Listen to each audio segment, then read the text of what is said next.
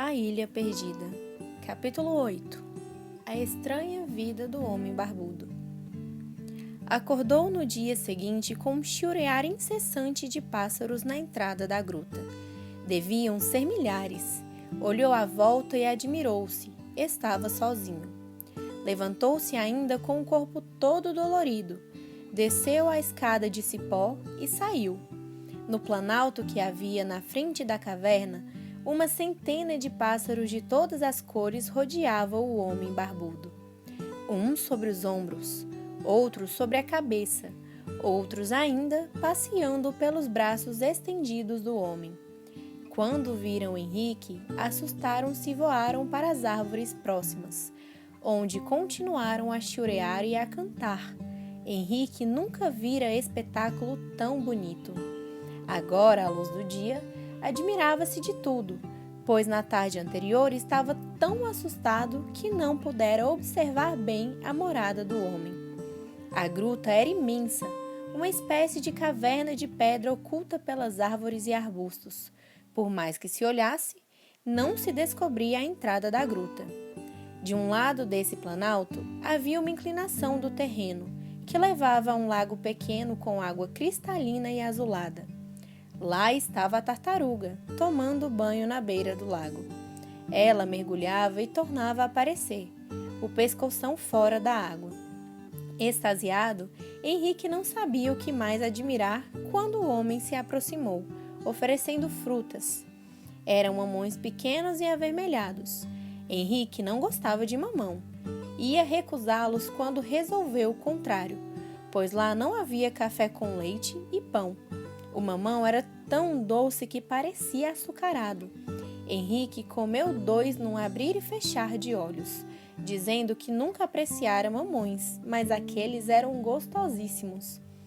1, 2, 3, 4, 5 rodeavam o homem, como se esperassem ordens. De repente, ele estendeu o braço para uma parte da ilha, falando: "Vão ver se os cocos estão maduros. Se estiverem, tragam todos." Os micos eram bem pretos, tinham as cinturinhas finas, caudas longas e peludas. Deram grunhidos de satisfação ao ouvir as palavras do homem e logo pularam para a árvore maior, que havia ali, dando gritinhos agudos. Henrique olhou para vê-los melhor, mas não viu nem sinal dos micos. Já haviam desaparecido entre a folhagem. Perguntou: "O senhor ensinou esses micos?" "Ensinei-os desde pequenos", respondeu o homem. "São meus amigos. Como disse ontem, encontrei-os sozinhos na floresta. Trouxe-os comigo e os domestiquei. Chamo cada um por um número." "Que engraçado! E a oncinha?" "Também a encontrei ainda pequena. Tinha uns 15 dias quando a salvei da morte. Trouxe-a para aqui e criei-a. Nunca mais quis me deixar. Vive na gruta." Henrique não pôde deixar de perguntar: "E há mais onças na ilha?" "Não, nunca encontrei nenhuma. Sei que há onças nas florestas ao longo do rio, mas aqui não. E se houvesse onças aqui na ilha, não fariam mal algum. Elas temem os homens civilizados. Eu sou igual aos animais. Vivo como eles vivem e não os ataco. Todos me conhecem." Henrique hesitou um pouco, depois disse: "Ontem ao jantar, o senhor me deu carne para comer." "Que carne era?" "Carne de capivara. Tenho um cercado onde crio algumas para comer. A carne parece um pouco com carne de porco, e também tiro o óleo, que me serve muito. As únicas carnes que como são a de peixe e a de capivara, de vez em quando. Já me acostumei só com frutas, ovos e legumes." Nesse momento, um lindo veado apareceu no planalto. Quando viu Henrique, parou hesitante. Mas o homem sorriu para ele, chamando: "Venha, Lucas, não tenha medo." O veado aproximou-se e o homem coçou-lhe a cabeça durante uns minutos. Depois, perguntou, virando para Henrique: "Como é seu nome?" "Meu nome é Henrique. Tenho um irmão chamado Eduardo, que está também na ilha. Deve estar aflito sem saber onde estou. Coitado." O homem não respondeu e convidou Henrique para dar uma volta. Foram os 3, o veado Lucas também. A todo momento, Henrique sentia verdadeira admiração pelo homem barbudo. Via um pequeno pomar escondido no meio da mata, atrás da caverna. Havia mamoeiros de 1 metro e pouco de altura, carregados de mamões maduros, laranjeiras cobertas de laranjas amarelas. Viu figueiras, bananeiras, pessegueiros, macieiras. Depois do lago onde o homem tomava banho, a água corria para uma pequena horta, onde havia batata doce, abóbora, cará, mandioca. Chegaram ao cercado onde as capivaras moravam. Eram parecidas com porcos. Mais adiante aparecia o rio, e nesse lugar o homem pescava 2 ou 3 vezes por semana. Voltaram por outro caminho, onde Henrique viu grotas, pedras enormes e nascentes de água pura entre pedrinhas e flores. E por toda a parte havia pássaros, macacos, veados, papagaios. Quando eles passavam, uns pulavam de contentamento, outros gritavam. Os papagaios falavam: "Bom dia, Simão! Bom dia, Lucas!" Boni saltou do meio dos companheiros e foi para o ombro de Simão. O homem acariciou-lhe a cabecinha e o papagaio fechou os olhos, satisfeito. Henrique estava cada vez mais admirado. De repente, não se conteve. "O senhor também ensinou o papagaio?" "Boni vive comigo há muitos anos. Dei-lhe o nome de Bonifácio, mas como esse nome é muito comprido, digo apenas Boni. É um bom amigo. Dorme na gruta e de manhã bem cedo vem brincar com os companheiros nas árvores do pomar." Henrique sorriu a uma ideia. "Então o senhor vive como Tarzan. Não ouviu falar de Tarzan?"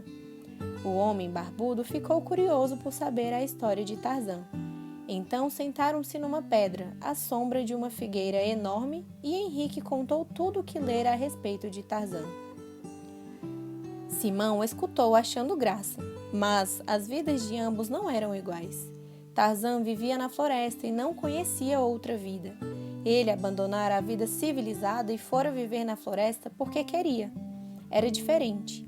Levantaram-se e ele convidou Henrique para voltar, pois era a hora do almoço. O veado Lucas encostou o focinho na perna do homem, como se despedisse, e num salto muito ágil, desapareceu na floresta. Simão falou: "Pode me chamar de Simão, e não precisa dizer senhor." Henrique perguntou: "Lucas foi embora? Não volta mais?" "Amanhã ele volta outra vez. Visita-me todos os dias. É outro bom amigo." Ao chegar ao planalto, ouviram uma algazarra. Eram os micos que haviam voltado da excursão em busca dos cocos. Cada um trazia vários cocos numa cestinha a tiracolo. Entraram na caverna para guardá-los e tornaram a sair dando guinchos alegres. Simão propôs: "Henrique, vamos subir na árvore para inspecionar." Os micos subiram antes e Simão subiu atrás deles. Henrique não conseguiu chegar aos galhos mais altos. Ficou olhando de baixo e pensando: "Agora estava bom para fugir. Enquanto eles estão lá em cima, vou descer e procurar Eduardo. Eles não me pegam mais." Num instante estava embaixo da árvore outra vez. Olhou para cima, não se via nada. O homem e os micos haviam desaparecido, pois a árvore era altíssima. Henrique olhou à volta, pensando que estava só, mas não estava. Ao dar os primeiros passos em direção à floresta, viu a oncinha. Ela estava deitada num galho baixo de árvore e olhava Henrique com olhos vigilantes. Henrique teve a certeza de que se começasse a correr, a oncinha havia de persegui-lo. Sentou-se no chão e esperou outra oportunidade. Logo mais desceram os micos e Simão. Haviam olhado à volta da ilha como faziam várias vezes por dia, e nada haviam visto, a não ser o rio e a floresta das margens. Era uma inspeção que faziam todos os dias, para ver se algum importuno desembarcava naquele lugar, que era só deles. Assim vigiavam sempre os arredores da ilha. Simão desceu, abriu os cocos com a machadinha e foi para dentro da caverna preparar o almoço. Henrique acompanhou-o. Só então observou que havia uma espécie de forno num canto da caverna. Era feito de barro. Ali, Simão preparava a comida e durante o inverno o forno ficava sempre aceso, com bastante fogo para aquecer a gruta. Henrique perguntou se fazia frio na ilha. "Às vezes", respondeu Simão, Nos dias muito frios, a caverna fica cheia de bichos que vêm se aquecer aqui. Deve ser engraçado, disse Henrique. Já estou tão acostumado que nem reparo, disse Simão. Henrique procurou a chaminé. Simão mostrou-a. Estava atrás, entre as pedras, e era tão boa que levava toda a fumaça para fora. Como na véspera à noite, Simão preparou num instante a comida, para ambos. Batata doce com pedaços de coco triturados entre duas pedras próprias para isso. Como sobremesa, maracujás dos grandes. Henrique perguntou: Simão, quem plantou todas essas frutas na ilha? Ele respondeu: Algumas são nativas daqui, outras eu trouxe quando vim. Henrique tornou a perguntar: Quando o senhor veio para cá, veio para ficar? Vim para ficar, não me chame de senhor. E não gosta das cidades? Não, prefiro viver nas florestas, ser livre, fazer o que quiser, sou muito esquisito. Henrique olhava para ele, achando-o extraordinário. Tornou a perguntar: E não se importa em viver sem falar com ninguém?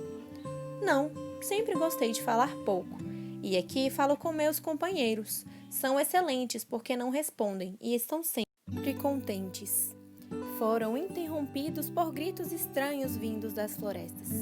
Simão foi olhar pela abertura da gruta, enquanto o coração de Henrique deu um salto no peito. Não seria Eduardo? Devia ser Eduardo que descobrira o caminho da caverna. Não era. Era um bando de macacos trazendo um macaquinho doente para Simão curar. Foi uma das coisas mais extraordinárias que Henrique viu naquela ilha. Todos os macacos ficaram à volta da gruta e com gestos e guinchos mostravam o doente a Simão. O doente era um pouco maior que os outros e estava com uma perna quebrada. Simão examinou-o muito bem.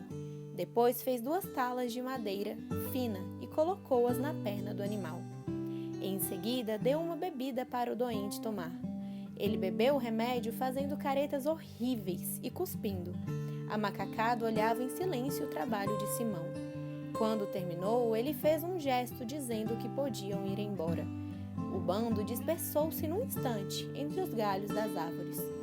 O doente foi cocheando atrás de todos.